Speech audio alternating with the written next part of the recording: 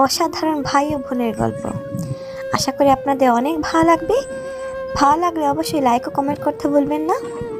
তাহলে চলুন গল্পটা শুরু করি।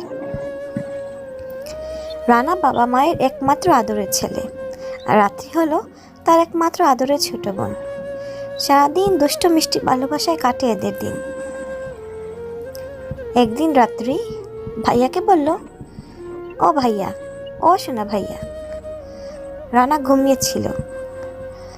ঘুম থেকে উঠে বলল, কি রে, কি হয়েছে? রাত্রি বলল, ও ভাইয়া, তুমি কি কলেজে যাবে না?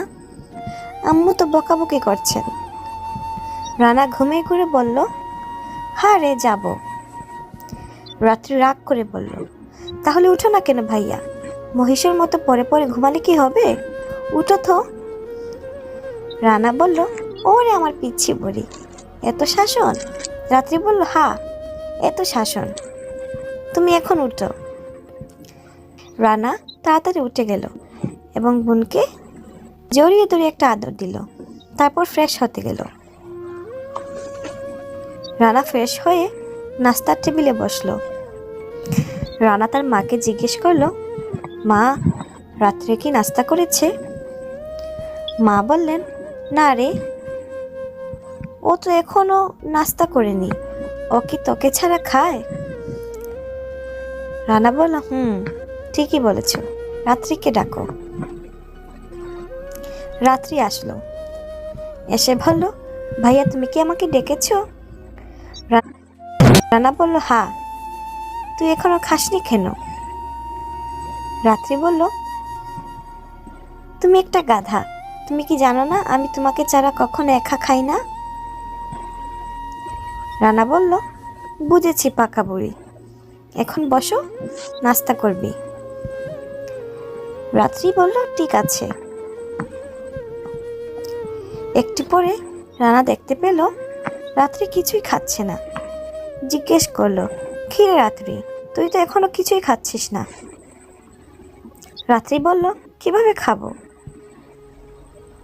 রানা বলল, কেন, তোর হাত আছে না, হাত দিয়ে খাবি। রাত্রি বলল, আছে, কিন্তু। রানা বলল, কিন্তু আবার কি, বল। রাত্রি বলল, আমার হাত তো। রানা বলল, দেখি দেখি তোর হাতে কি হয়েছে।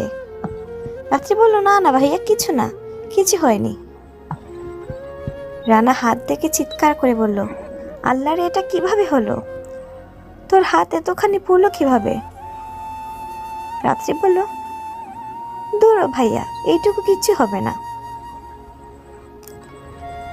রানা বলল, আজকে আর কলেজে যাব না। মা, ও মা, এদিকে আসো, তাড়াতাড়ি আসো। মা এসে বললেন, কি হয়েছে? রানা বলল, মা, রাত্রি ভাত কিভাবে পুড়ে গেল? মা বললেন, আর বলিস না, রাত্রি সকালে এসে আমাকে বলল, মা, আজকে আমি ভাইয়ার জন্য রুটি বানাবো। আমি বললাম, তুই পারবি না, কিন্তু জানিস তো তোর বোন কত জেদি, কিচ্ছু শোনে না। তারপর আমি ওকে রান্নাঘরে রেখে রুমে এসেছিলাম। তারপর ও গ্যাস চালু করে কিভাবে যেন পুড়ে ফেলে।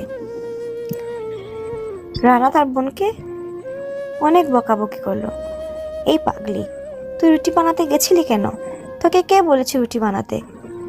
রাত্রি বলল, বারে, আমি আমার ভাইয়াটার জন্য বুঝি একটু রুটি বানাতে পারবো না? রানা বলল, শিখেছিস তো বড় বড় কথা, তাহলে হাত পুড়ে গেলে কেন? রাত্রি বলল, ধুর ভাইয়া, এইটুকুতে কিছু হবে না।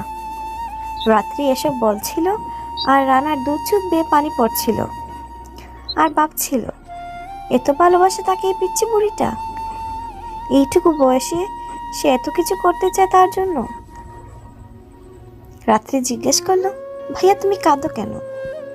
রানা বলল, তুই জানিস না, তুই আমার কলিজা, তোর কিছু হলে আমি বাঁচবো কি করে? অনেকটা পড়ে গেছে রে তোর হাত, তবু যেন সেদিকে তোর খেয়াল নেই। ভাইয়ের কথা শুনে খুব খুশি হয় রাত্রি এবং সে তার মাকে বলে, মা, তুমি তো বলেছিলে ভাইয়াটা পচা, আসলে তুমি পচা, দেখো ভাইয়া কত ভালো।